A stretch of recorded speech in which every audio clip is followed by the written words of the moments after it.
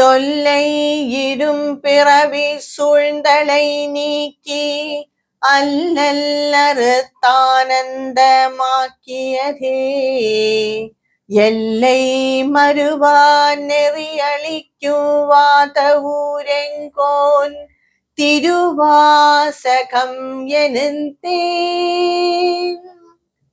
திருச்சிற்றம்பலம். நாம் சிவபுராணத்தின் 2வது பாடலான கீர்த்தி திரு அகவலின் பொருளை பார்த்து கொண்டிருக்கிறோம். இதுவரை 72 வரிகளுக்கான விளக்கத்தை பார்த்து முடித்துள்ளோம். மேலும் சில வரிகளுக்கான விளக்கத்தை இன்றைய வீடியோவில் காண்போம்.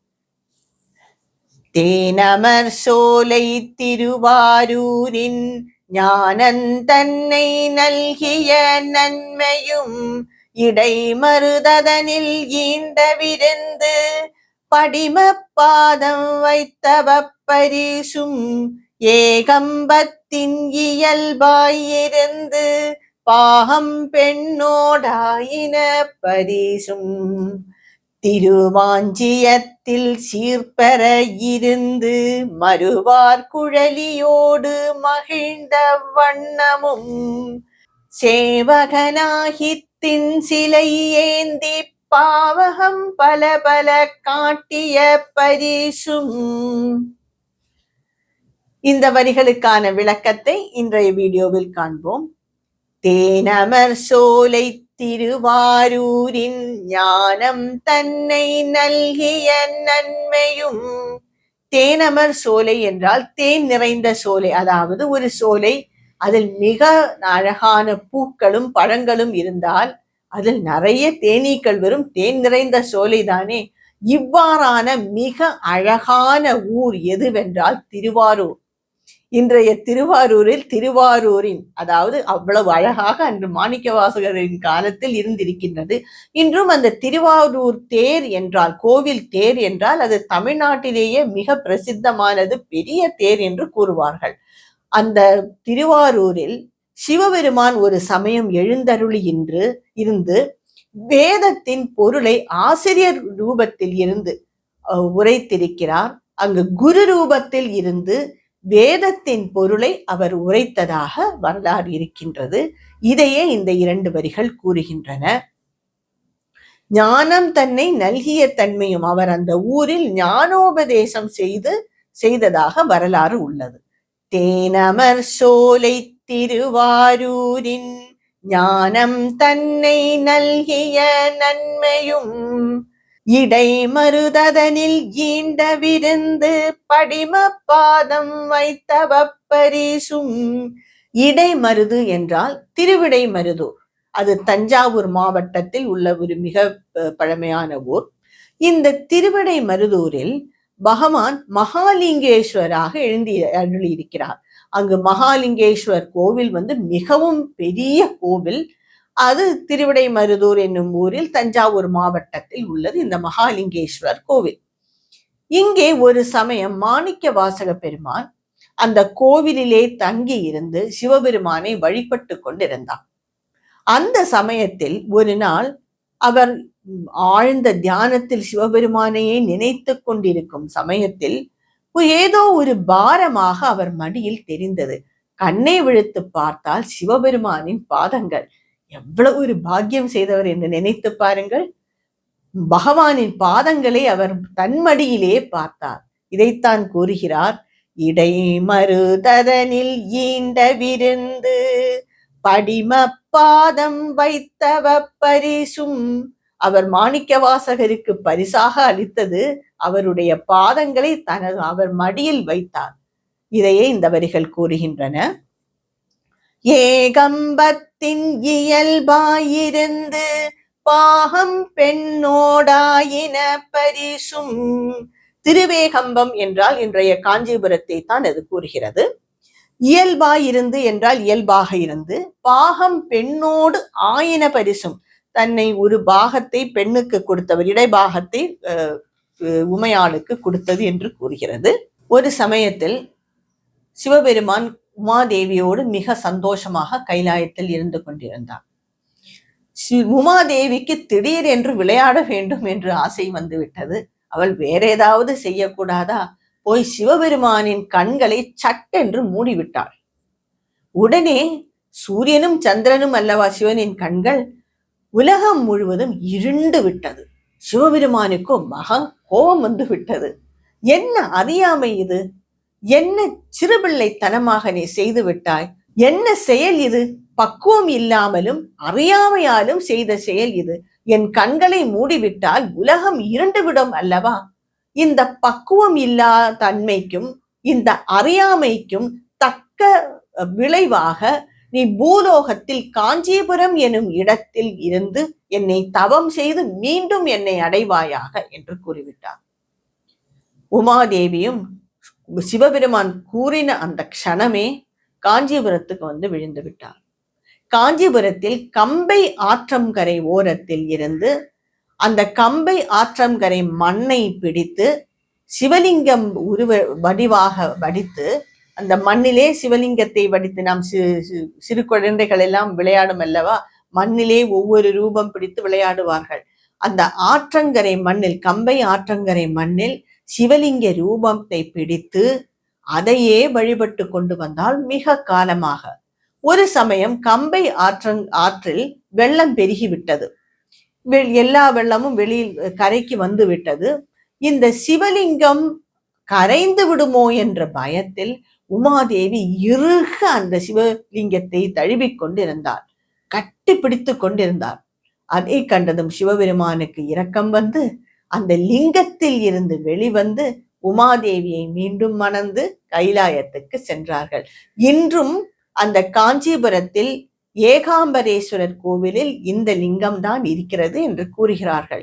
அந்த லிங்கத்தை பார்த்தாலே தெரியும், உயரமாக மெலிதாக இருக்கும். அந்த லிங்கத்திற்கு அபிஷேகமோ எதுவும் செய்ய மாட்டார்கள். ஏனென்றால் அது மண்ணிலான லிங்கம் அல்லவா. முன்னாடியே ஒரு சிவபெருமானின் ரூபத்தை வைத்துதான் செய்வார்கள். இந்த ஏகாம்பரேஸ்வரர் கோவில் மிக பிரசித்தமான கோவில் காஞ்சிபுரத்தில். காஞ்சி காமாட்சி கோவிலும் இந்த ஏகாம்பரேஸ்வரர் கோவிலும் தான் மிக பிரசித்தமான கோவில்.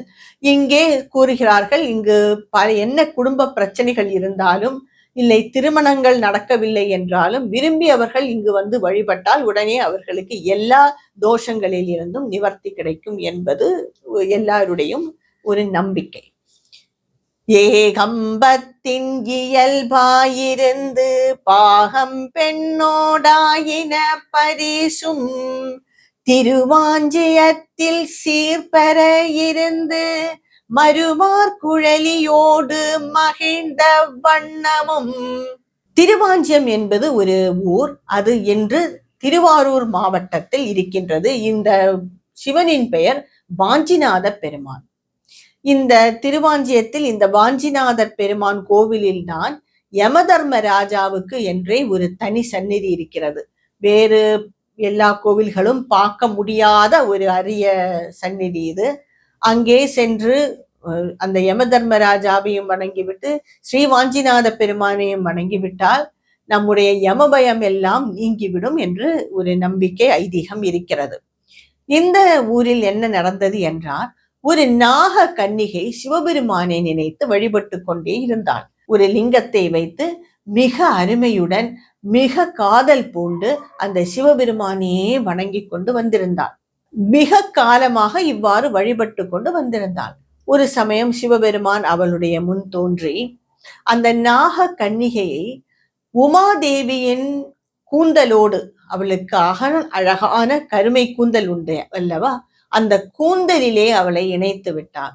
அவ்வாறு அந்த நாக கன்னிகைக்கு உமாதேவியிடம் ஒரு இடமையும் கொடுத்து அந்த உமாதேவியோடு அவளை இணைத்து கொண்டார். இந்த திருவிளையாடலையே இது கூறுகிறது. அதனால் அந்த தேவிக்கு வாழ வந்த நாயகி என்று பெயர். இங்க உள்ள வாஞ்சிநாத பெருமானை வணங்கினால் என்ன பாவம் செய்திருந்தாலும் விலகிவிடும், அந்த அவர்களின் ஆசைகள் எல்லாம் நிறைவேறும் என்பது ஒரு ஐதீகம். வாஞ்சை என்றால் இச்சை, ஆசை என்று பொருள்.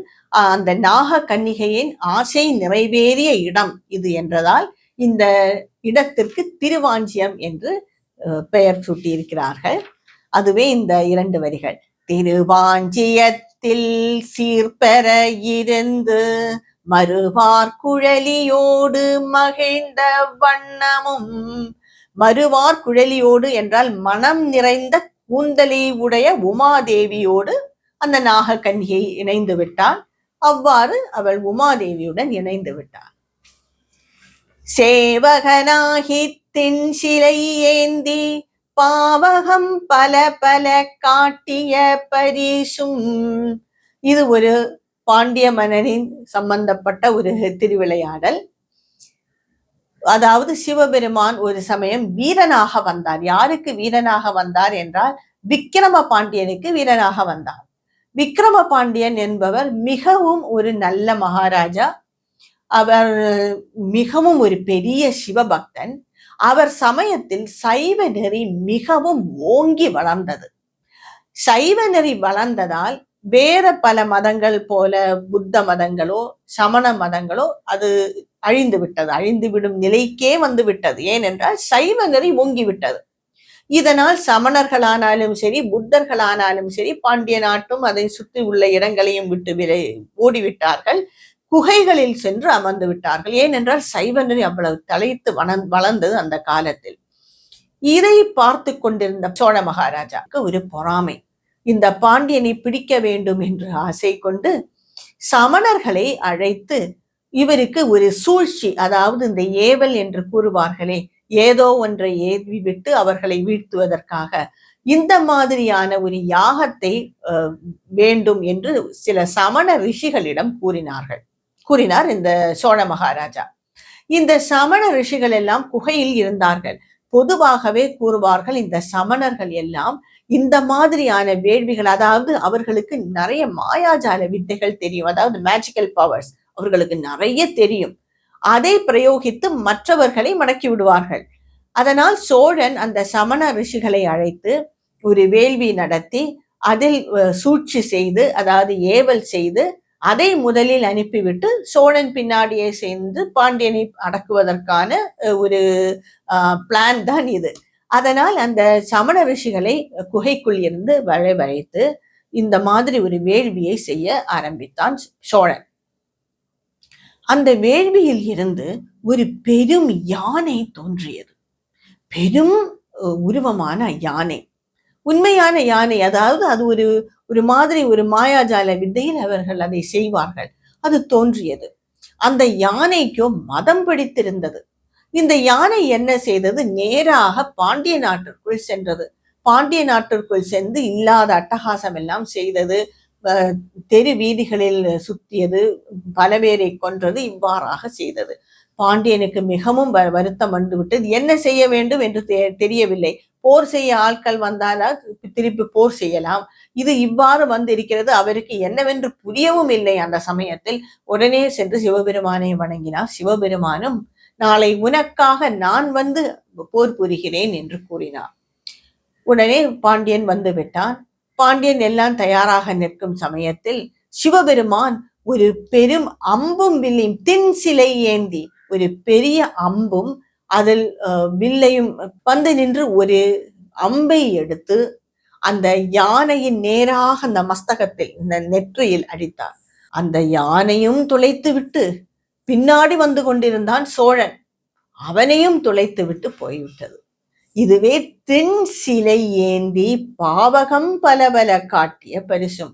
இவ்வாறு விக்கிரம பாண்டியனுக்கு அவர் சோழன் செய்த, அதாவது சமணர்கள் வழியாக சோழன் செய்த ஏவலை அழித்தார் சிவபெருமான் என்பதுதான் இந்த 2 வரிகள். சேவகனாகி தென் சிலை ஏந்தி பாவகம் பல பல காட்டிய பரிசும். மேலும் சில வரிகளின் விளக்கத்தை என்னுடைய அடுத்த வீடியோவில் காண்போம். திருச்சிற்றம்பலம்.